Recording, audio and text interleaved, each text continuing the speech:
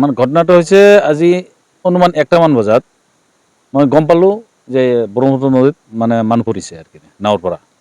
তো এইখিনি গম পাই মানে মই দৌৰা-দৌৰিকৈ আহি পেলাই বহুত মানুহ জম হৈছে ইয়াত, কিন্তু সঠিক খবৰটো কোনেও দিব নোৱাৰে। মানে একচুৱেলি মানে ঘটনাটো কি হৈছে কোনেও ক'ব নোৱাৰে। লাষ্টত মই বিচাৰি সেই নাৱত যিজন মানুহ আছিল তাক বিচাৰি উলিয়ালোঁ। তাৰ নাম আব্দুল কাদেৰ, এই ইয়াতে ঘৰ অলপ ওচৰতে। তাৰ পৰা যিটো ষ্টেটমেণ্ট পালোঁ, সি যিখিনি কথা সেইখিনি কথাই মই আপোনাক ক'ম, মই নিজে প্ৰত্যক্ষ একো দেখা নাই। সি ক'লে যে সিও চৰত গৈছিল, চৰৰ পৰা 4জন যাত্ৰী আছিল। এই আহি থাকোঁতে এই ব্ৰহ্মপুত্ৰৰ যেতিয়া মাজত আহিছে তেতিয়ালৈ মানে অকস্মাত ধুমুহাৰ লগতে মানে পুৰা মানে বৃষ্টি, শিলাবৃষ্টি একদম উভয় মানে পুৰা মানে খুব জোৰে আহিছে আৰু কি। অহাত তাৰ লগৰ এটা আমিৰসন নামৰ ল'ৰা এটা প্ৰথমত পানী পৰি গৈছিল। তাক উঠাইছে, উঠাৰ পিছত নেক্সটত হাইলমাজি যিজন আছিল বুঢ়াগৈ মানুহ, যিজন মানে এতিয়া পোৱা নোযোৱা মানুহজন, তেওঁৰ নাম হ'ল আজিজুল হক।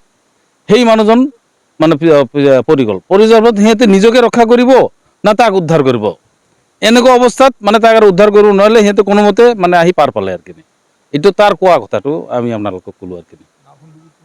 নাওখন ডুবা নাই, নাওখন বাকী 3জন মানুহ একদম সুন্দৰভাৱে আহি পেলাই পাৰ পাইছে আৰু কি। তাৰ বয়সটো 70+ বুলি কৈছে আৰু কি। আৰু মানুহজন একচুৱেলি সিহঁতৰ জেনুইন ঘৰ মানে বৰবলত আছিল, এতিয়া নদী ভাঙি সিহঁতে এই ব্ৰিজৰ তলতে ঘৰ বনাইছে, ফ্লেশ্বৰ পাৰ্ট 4ত। অনুসন্ধান মানে আমাৰ SDF-ৰ মানুহ আহিছে, আমাৰ পুলিচৰ মানুহ আহিছে, চুকচৰৰ পুৰা টিম, হাতচিঙিৰ পৰা আহিছে, চাৰ্কল অফিচৰ পৰা মানুহ আহিছে। মই এজ এ ফ্লেশ্বৰ পাৰ্ট 4ৰ গাঁও প্ৰধান হিচাপে মই ইয়াত উপস্থিত। মানে প্ৰশাসনৰ ফালৰ পৰা ত্ৰুটি কৰা নাই, উদ্ধাৰ কাৰ্য চলি আছে। মানে ইহঁতে চলি আছে, নন ষ্টপ চলি থাকিব বুলি কৈ আছে আৰু কি আমাক।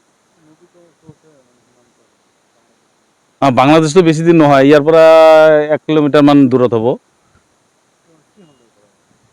এতিয়া মানে ধুমুহাৰ কাৰণে এইখিনি হৈছে, এতিয়া বেলেগ একো নাই আৰু। কালিও চলাব বুলি আমাক SDF-এ জনাইছে আৰু কি।